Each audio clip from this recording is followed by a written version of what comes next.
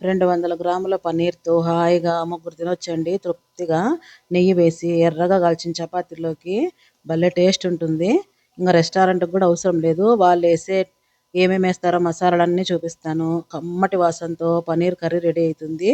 ఇక్కడొచ్చేసి కొంచెం ఆయిల్ వేసుకొని ఇలా క్యూబ్స్ లాగా ఒకటే సైజులో కట్ చేసుకోవాలి పన్నీర్‌ని. ఇక్కడ నేను 200 గ్రామ్స్ తీసుకున్నాను. ఒకటే సైజులో అయితే గిన కరెక్ట్‌గా ఎగుతాయి. ఇవి ఇలా వేయిస్తూ వేయిస్తూ కొంచెం పసుపు, ఉప్పు, కారం.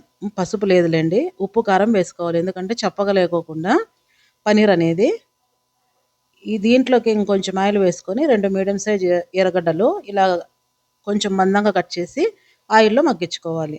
ఇవి అర్ధం మగ్గగానే టమోటాలు ఒక 2 అనమాట. అవి కూడా నాటి టమోటాలు. అలాగే 9 గోడంబి నానబెట్టినటివి. ఇవన్నీ ఏసి బాగా వేయించుకొని మగ్గించుకోవాలి ఆయిల్‌లో. ఇలా బాగా మెత్తగా మగ్గినాక చల్లార్చుకొని మిక్సీకేసి పక్కన పెట్టుకోవాలి పేస్ట్ అనేది. ఇప్పుడు ఒక కడాయిలో నెయ్యి వేసుకొని ఇక్కడ నేను చూపిస్తున్న మసాలా దినుసులు వేసుకొని అవి చిటపట అనగానే మిక్సీకేసుకున్న పేస్ట్ వేసుకొని అలాగే కొంచెం అల్లం వెల్లుల్లి పేస్ట్, ఉప్పు, కారము, గరం మసాలా పౌడరు, ధనియా పౌడరు, వేయించుకున్న జీలకర్ర పౌడరు. ఇవేనండి సీక్రెట్. రెస్టారెంట్ వాళ్ళు వేసేది. ఇవన్నీ వేస్తే గుమ్మ గుమ్మ వాసన వస్తుంది.